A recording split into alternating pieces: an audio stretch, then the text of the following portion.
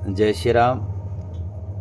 आप सभी से अपने हृदय के कुछ भाव साझा करने की इच्छा हुई। आप सभी को ये पता है कि संसार की शुरुआत, जब भी संसार में जीव आता है तो उसकी शुरुआत रोने से ही होती है। जब भी जीव संसार में जन्म लेता है, पैदा होता है, तो पहला कार्य वो रोता ही है। और यदि किसी वजह से नहीं रोया तो उसके परिजन इतने घबरा जाते हैं कि रोया क्यों नहीं, तो तरह तरह के कुछ न कुछ उसको थपकी मार के कान खींच के हाथ पैर हिला के किसी न किसी तरह से उसे रुलाना चाहते हैं। और रो दिया तो बस समझ लिए कि बस काम बन गया। इसके बाद उसकी आदत हो जाती है कि वो हर चीज़ के लिए क्यों साधन ही है रोना। गिर जाएगा, चोट लगेगी तो रोएगा, तो उसको खुशी मिलेगी, संतोष मिलेगा, कोई आएगा मदद करेगा उसकी। भूख लगी तो नन्हा बच्चा और क्या साधन है, तो रोएगा, दहाड़े मार के रोएगा, माँ दौड़ के आएगी, उसको भोजन मिल जाएगा। थोड़ा और बड़ा होने पर यदि कहीं चोट लग गई, गिर गया, वहाँ भी तो रोना ही है, लेकिन माता पिता भी और दंड ने इसलिए और रोता है और माता पिता को दया आ जाती है, छोड़ देते हैं। विद्यालय में अध्ययन के लिए गए, कुछ त्रुटि हो गई, अध्यापक मारेंगे, दंड देंगे, सजा देंगे, ये देखकर विद्यार्थी रोता है, बहुत भयभीत हो जाता है, तो दया करके उसे क्षमा प्राप्त हो जाती है। ऐसे ही जीवन में अनेक अवसर आते हैं, कई त्रुटियां होती हैं, तो व्यक्ति रोता है और रोने से लगभग वो बच जाता है, उसको कष्ट नहीं मिल पाता, दंड नहीं मिल पाता, क्षमा हो जाता है। और यदि कोई आदमी हंसने की कोशिश करता है, प्रसन्न रहने की कोशिश करता है, तो अपने ही लोग, व्यक्ति ही सोचते हैं कि ये हंस क्यों रहा है, ये संसार तो रोने के लिए मिला है, यहाँ तो सब रो रहे हैं संसार में, तो यूँ क्यों हंस रहा है, ये हमारे से अलग कैसे हो गया। तो उसको टाँग खींचकर, दंड देकर, परेशान करके, उसको दुखी करके उसको रुलाते हैं। और जब वो रोता है तब खुश हो जाते हैं कि वाह, ये भी रो रहा है, ये भी हमारे परिपाटी में, हमारे ग्रुप में शामिल हो गया। ये जीव अनंत काल तक समझ नहीं पाता कि रोने का रहस्य क्या है। ये संसार खराब नहीं है, बहुत सुंदर है। हमारे प्रारब्ध के कर्मों के अनुसार जीवों को ये देह मिलती है, संसाधन मिलते हैं, परिवार मिलता है, मित्र मिलते हैं, लेकिन सबसे बड़ा साधन है रोना, रो देना, रो लेना।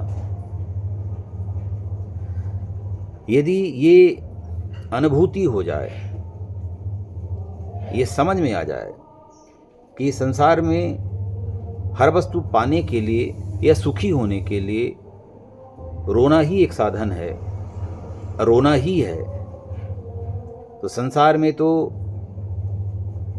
रोने से भी वस्तुएं, ये सुख, ये वैभव, सम्मान क्षणिक हैं, क्षण मात्र, बहुत ही अल्पकाल समय के लिए मिलता है। पर यदि जीव समझ जाए, कोई गुरुजन, कोई संत भक्त मिल जाए, कृपा कर दें कि राम जी के लिए रोना शुरू करो, ईश्वर के लिए रो, बड़े भाव से दहाड़े मारकर, चिल्ला कर, पूरा समर्पण भाव से भगवान के लिए एक बार रो के देखो।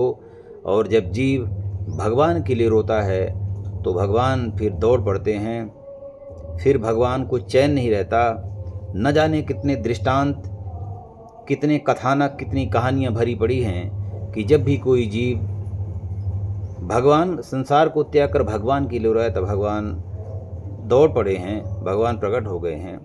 भगवान भक्त प्रहलाद के लिए दौड़ पड़े, ध्रुव जी के लिए दौड़ पड़े, जिनको हम माता सबरी कहते हैं उनके लिए दौड़ पड़े, गिरिधर जटायु के लिए दौड़ पड़े, काकभूषुंड जी के लिए दौड़ पड़े, मीरा के लिए दौड़ पड़े।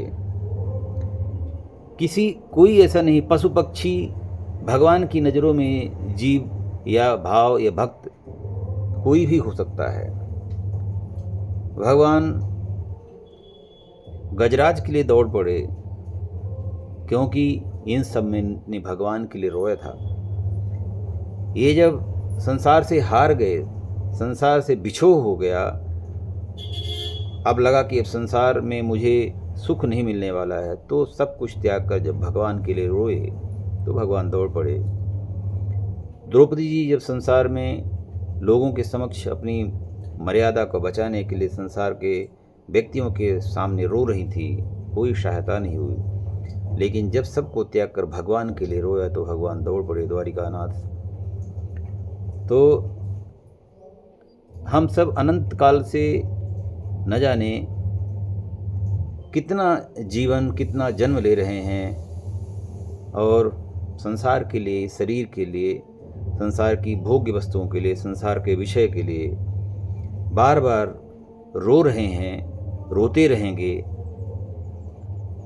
जब तक कोई जिसने ईश्वर का, जिसने प्रभु श्री राम का अनुभव नहीं किया, उनकी कृपा का अनुभव नहीं किया है, और वो हाथ पकड़ के हमारे उन आंसुओं को पोंछ देगा जो संसार के लिए बह रहे हैं, और एक बार बता देगा कि राम के लिए रो के देखो, राम के लिए रो।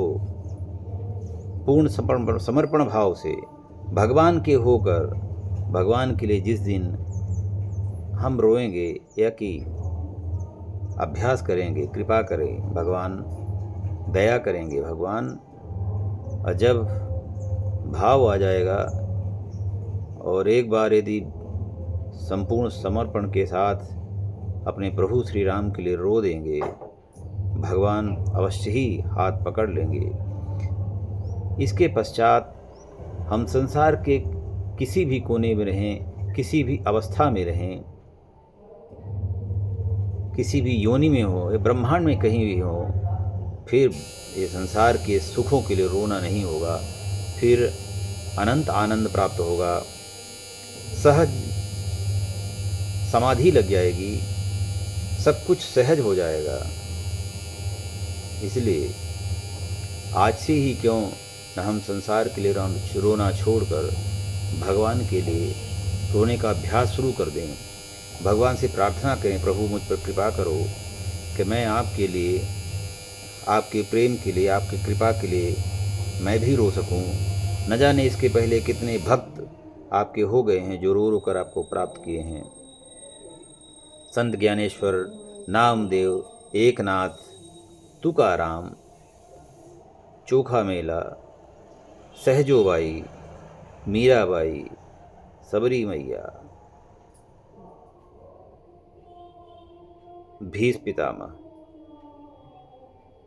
अक्रूर जी, विदुर जी, उद्धव जी, न जाने कितने ऐसे भक्त हुए हैं भगवान, जिसने आपके लिए निस्वार्थ भाव से, समर्पण भाव से एक बार रो दिया। भगवान आप बहुत दयालु हैं, आप अवश्य कृपा करते हैं। प्रभु मुझ पर भी कृपा करें, मुझ पर भी दया करें कि मेरे आँखों से भी आपके प्रेम के लिए, आपकी कृपा के लिए, आपकी दया के लिए आंसू बह पड़े। भगवान मेरा भी ये जीवन सार्थक हो जाए।